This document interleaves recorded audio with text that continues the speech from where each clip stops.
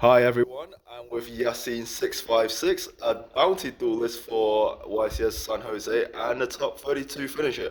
Yassine, how do you feel? Yo, not too bad. I finally a freaking bounty duelist, man. It took like 10 years. So yeah, shout outs to Konami, by the way, for not forgetting about me. I got like, I think 14 packs or something. Probably not gonna get anything. Same thing with these 24 probably scaled packs. Last time I got one secret and it sucked. So yeah, hopefully my luck is slightly better this time. But still can't complain, top 16. Getting my fourth YCS top is definitely something I'm really happy Top about. 16, very, very good. What did you play? A very spicy deck that a lot of people. Ishizu tier, yeah. So very innovative as well. Let's have a look at it. Yeah. Okay. So get ready, okay, because those ratios are very different from what you're usually used to. So triple Sharon, of course, and then triple Hafinas, triple Meru, and only double Reinhardt. So this one I only play two because it's not a name that you really want to mill in the graveyard as much as like these three. So sometimes like the only good thing about it is the fact that it's the best normal summon out there, but it can be very bad in duplicates. So if you play too many normal summons, it can kind of be bad. And the fact that I played Divine of the Heralds also makes it so I have the same amount of normal summons as people who would play triple Reinhardt. And in case you're asking me, oh, how good was this card? Well, I'm playing Herald of Orange Light, so I wanted just more fairies. I'm not playing a Guido, because I don't really want to play like a Guido and Diviner. Now my deck is gonna have like way too many cards that make my opponent mail. So yeah, Diviner was pretty good for me for the most part. Being able to become a level 4 or 6 tuner, so that sometimes I can sync off with Garura and make Baron was pretty nice. Did you ever miss Agido? Not really. No. Okay. Yeah, I mean, obviously there are some situations where it would come up, like if I go like Keldo, pitch Kelbeck, and then mill 5, and then a Guido, revive back Kelbeck, make it like a rank 4, but by the time I can do that, like it's not even like I can go Dweller, because my opponent already milled 5, so it's like, it's kind of too late already. And speaking of the devil, triple Kelbeck, triple Mudora, and then triple Keldo. Obviously Keldo's the best one, second best would probably still be Mudora, even though its in the hand effect sucks, but Kelbeck is actually pretty insane, so it might be that. And yeah, I mean, I don't really know what else to say. Oh, this is a hand trap. It never came up for me, by the way. Yeah, it's one of the, like we said, it was one of the weaker hand traps because there's not that many spots that where you could actually use it and break them, unless they misplay pretty much. Yeah, if they misplay, they have like instant fusion in Scream, and they go activate Scream, and then instant fusion summon Kikalos. You're like, oh, okay, mail 3, Calbeck bounce back Kikalos game. But yeah, no, it never came up, obviously. I only played like 2 tier mirrors, it makes no sense. Oh, that's really surprising. Tell us about your matchups, actually, because... Yeah, so Swiss, I had 4 Bestial Sprite. I won against 3, I lost against 1. Shout outs to that guy, by the way, being the first guy to ever win against me with Splight. I was like 13-0 against the deck before, so a little frustrating that I, There was a lot of Sprite this weekend, you're right. A lot, yeah. And then I played 1 Flunderies. Forgot the other decks, Despia, some random stuff. You played Despia. Yeah, I mean, yeah. Quite a variation of things. Yes, exactly. And triple Herald of Orange Light. This is not like a YCS in like US or Europe. Therefore, a lot of people can play those random BS decks, and because of that, the Herald of Orange Light is actually way better than just playing like triple more, like 3 more Bestials. So that's the reason why this card for this kind of YCS is really good. When you deck build, you don't deck build just to like have the deck that can beat the best deck the most. You want to play the deck that actually beats the most played decks, and obviously against like for that region, yeah. In that region, exactly. And I think you made the right choice because of your matchups. In hindsight, you had a variation of matchups. You didn't have that much mirrors, which Orange Light is not so great against. But like against Sprite is absolutely amazing. Against Flinder is absolutely amazing. Yeah, this card was really amazing when I drew it alone with no other fairy in top 16. I was in a really bad mood. If I had like this and Calbeck, oh. My man! Oh, that would have been a free W. Did you ever have this and Diviner, and you wish it was Diviner was a Guido? No, that would have been funny though. Yeah. Usually I actually never discarded Calbeck off of this. I only discarded Mudoras and one time Keldo. Oh. Yeah, and it's good, but whatever. For the Bestials, same thing as a lot of people actually. So everyone who's going with Herald of Orange Light is also going on 6 Bestials and not like 9 or something, because there's no way you can squeeze all of that in a 40 card deck unless you're playing like 8 fairies or something, which makes no sense. And obviously Magnamut is like a double-edged sword. It can be very good just like it can be very bad, because if you mill it, then your opponent being able to go like Dark Revive back is just like worst case scenario for you. Absolutely. Saronir and Druidworm, they're good. Obviously, Saronir sucks compared to Druidworm, but you don't want to play like triple Druidworm and no Saronir, because then you can start like you can start breaking on duplicates, and you don't want that. And another really interesting thing about the Bestials is that they allow you to have access to Mud Dragon of the Swamp, which not only is good going second, but also it's a level 4, so that you can make Dweller. Also, with Saronir, you can chain block them. You can chain block, which is relevant because some people are playing Ghostbell and Skullmeister. Yeah, for sure. Yeah, the Sprite players were quite a lot. Skullmeister. You mentioned you wanted to make it 40. Why was it important for you to keep it at 40? Because otherwise, I never really mail my names. I start mailing like the extra cards I'm playing, and I'm never gonna see the field spell and like any other. The most important card. Yeah, yes. Exactly. Like 40 is like definitely the way to go. Like you can usually tell. You can usually tell like when a deck could be good, like 40 or 60, and this is like not it. At 60, this deck would suck. Yeah. 2 Screams. This card is good actually at 2. So you activate one, and then the other one you can mail, or you can like field spell destroy yourself. I rarely do that because I try to destroy my own Kaleido Heart, if I can make a Kaleido Heart, because this is sending Scream anyways. And sometimes you can search 0 traps, but you still end your board on like 2 traps because you send this and Heartbeats. So double traps, which is pretty insane. It's just that's a dangerous play because yeah, I know you can get like Nibiru and stuff or like DD Crowd. Not the Nibiru, but you can potentially play into someone who just has 1 Bestial. If you go, I mean they're gonna use their Bestials early though. No, depending if you have 1 Bestial and you know it's not enough to stop the gas. Yeah. Like if somebody were to just hold 1 Bestial for you to pop your Kaleido. Nobody has an IQ that high. Okay, maybe you. You don't count. Anyways, for the other cards, 4 field spells.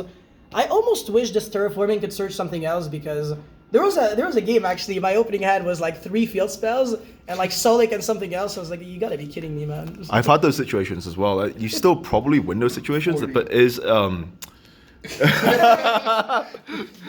But if he has 1 hand trap, you're dead. This was the last event to play mine, and I was tempted to have a mine in the deck somewhere. Yeah, I'm a nice guy though. I don't like playing mine.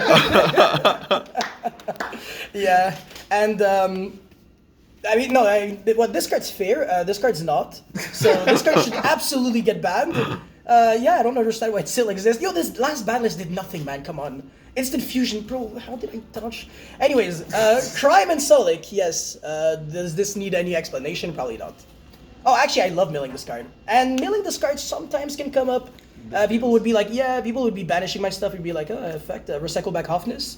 Oh, nice. In hindsight of the tournament now that you've just played, and the deck stats you have seen, would you change anything in the main deck? A lot of cards, because the next YCS will not have. Oh no, for this event. For this. Yes. Well, no. I don't think so. Yeah, no. Except if no. Yeah, no. No. Just no. It's I wouldn't change anything. Perfection, honestly. Absolutely not. Anyways, for my extra deck, Elf, Sprint, and Dark, obviously. I don't know why I'm starting with the Link Monsters first. This is a fusion deck. Alright, this is more logical. Double Kid Kalos, I'm like the only human on Earth who still plays Tube. The reason for that is because if it gets banished and I don't have crime access, I lose, and I don't want that, you know. It comes up sometimes. Have you ever had that been banished by Fenrir? No. Because that would be a really good situation where 2 is better. Because it's like actually banished face down, so you really can't recur back. It's gone for good. Unless you're playing like Omega or some BS. They won't come up though. And Lulu Karos, Kaleido Heart, and the other fusions, Dragos, Tapelia, Muddragon, and Garura. I mean, Garura actually came up a lot, like especially when you're playing a lot of Bestials, like it being like a level 6 for Beatrice is insane. But I actually do miss now playing Wallow. So maybe in hindsight, this should have been the Wallow. I don't know, because like honestly, the second Kid Kalos is just like, so I can never be nervous. Because if I only play 1 and something really bad happens to it, I can lose an unlosable game. But yeah, Wallow like allowing me to still like terraformings against random decks would definitely be nice. I can unbrick when my hand sucks. Like a single Magnamut can technically search you a Mystic Mine in theory, if you're playing the card, or it can search you like pretty much anything in this game. Like just being the card's just too good, honestly. Yes. Especially when you're milling from your opponent's grave. Well, deck, yeah. And finally for the other cards, Dweller, Beatrice, Zeus, Baguska. So this is against the scam decks.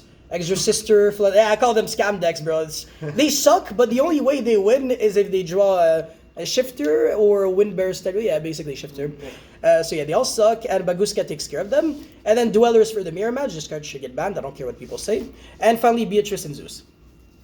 So yeah, Wallow would have been a really good addition though. And finally, I played Baron de Fleur. Yes, that is how you pronounce it. So you can summon this with Herald of Orange Light with Lulu Carols, but that's really bad. Or you, if you're good at the game, you can revive back Diviner of the Heralds, which almost never came up for me because I'm bad and I don't build the card. I draw it instead, and I have to use it as my normal summon when I draw like Meru and Radoheart. And then my opponent mails like Shufflers and then I lose. But yeah, no, this card is good. I negated a bunch of Evenlies and stuff like that. So against Flunderies, this was game because you can't really make like the same board that you would make like against Tearlaments when you're facing like Flunderies. So yeah, very nice card. And finally for my side deck, also very creative, very interesting. Triple Gamma and then one Driver. So this is just like generically good. It doesn't really have like any super specific I guess like win. It's always like decent against everyone, but it's not even that good against Tearlaments because what are really negating like the engrave effect of a tier? Basically, your card is like a Skullmeister at this point. So yeah, it's all right, but it's not like. Did you ever have a situation where they would potentially side in Spooky Dogwood and you had to side in this in the mirror? I never went into time, so yeah. Very good. Yeah, I almost gammaed a shifter. No, yeah. Almost, but not quite there. Not quite there. I Herald of Orange Lighted it. Good enough. Yeah, I'm still skillful, right? Yeah. I have the out. I'm good at this game. Anyways, 2 copies of Triple Tactic Challenge. Maybe should have been 3 because this card was pretty good. If you're going first, this is really the only card you need. I used to play Artifact Sanctum and Scythe, and it's just like 4 cards in your extra deck, so you have less cards for going second, whereas this card is really flexible. Going first and second is good, and it also is like generically good. Like everybody is using monster effects basically. Flunderies can only really use monster effects on the main phase. They can't do anything on the draw phase or standby, so this card's nice. And a lot of people actually play, they use their shifter to lose to tactics. So yeah, like they wait until you go like Shaylin effect, and then you're like, okay, yeah, well first of all I negate it. Or I'll do something about it, and then if you want to use any other monster effect, well, you're dead. So yeah, and yeah, the 2 Dark Holes.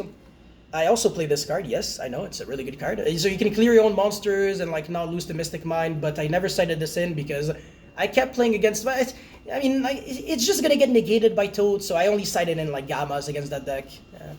I don't know. I mean, maybe I should have, but. Yeah, no, actually no. Because in hindsight, literally everybody always ended with negates. So this card would have been like catastrophic. Like I gave it to my opponent and then I lose. Like when I want to bait a Toad, I always want to bait it with cards that won't really make me...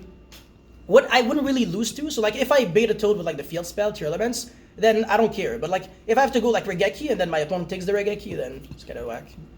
Just out of curiosity, so Dark Hole, I feel like I feel the opposite, just because you would want your opponent to have a dark hole you because you have tier effects. It's like yeah, but I'm trying to end on Baguska. That's the thing. Oh, okay. But against not Sprite, it's like tough, no? Because like they have link monsters, like they can still link their way into something. You know? Well, Druid Worm. Yeah, they can link off a Druid Worm. Yeah. That's the one out. Or if I make the Baguska in the main monster zone, they can Phoenix as Cerberus it. Yeah. But in the main monster, the extra monster zone, they can't out it. Like literally. I see what you mean by like you don't want them to have Dark Hole because you're going into lose. But like that's the part that I kind of missed. Yeah.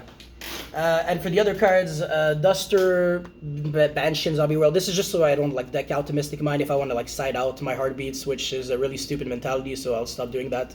And Banshee and Zombie World is only for Flunderies, and I only played 1 Flunderies player. And he was a YCS champion, by the way, so very difficult patch. How was that ratio for you to 1-to-1? Were you able to activate it? Yeah, I mean the Grave Shufflers. I just like put this back in the deck. I don't care. It's It doesn't really. And how's Harpy's Feather Duster Garbage. over like Twin? Yeah, it should have been like, I don't know, like nothing. Yeah, back row. No, back row doesn't exist, man. Who plays Eldritch? No. Oh no. Everybody has the money for tier. Nobody's broke, man. Yeah, Lord. And speaking of things that don't come up, I never went into time, not a single time. So I never cited a single one of these cards, which is a very good thing. But it's a very bad thing because it meant that I had 4 useless cards in my side deck, which is very stupid. I think a lot of people are now finding, originally in the mirrors, they were worried about how long some of the chain links take, so they Yeah. wanted these. But I think a lot of people in the community found out that the mirrors actually go pretty fast if you want them to, and so like these are just, people are just moving away from these completely. That is very true. Yeah, if you know exactly what you're doing, like a mirror match can last like just maximum 30 minutes or 40 maybe. So you still end with like a bit of time left in the clock, but yeah, I guess some people use this also like outside of time just because like their opponent gets stressed and they're like, oh, what do I do? Like I'm gonna have to give you like 20,000 life points. I don't care. It's like a maxi at home. Nobody cares. Like you're not drawing cards. You're just gaining life points. Life points are not real either. Like you're losing to resources. You're getting dweller. You're not doing anything. Just pass turn. You're gonna die. So yeah. Anyways, that's it for my deck profile. Thank you for showing us the deck. Do you have any final words, shout outs, anything like that? Oh yeah, final words. I'm never playing this deck ever again because it's well, no, that, obviously that's cap. Huge shout outs to Card Brawlers, by the way. Go check them out. Use the coupon code YASIN5 for 5% off your next order. And shout outs to actually both of you guys. So yes, Simon and Hansel. And shout outs to everyone else who reached the YCS and actually did really well. So yeah, thank you guys so much. And, Fantastic. Congrats once again on your top 16 finish, and we hope you do better in the next time. yeah, I really hope I'll do better actually.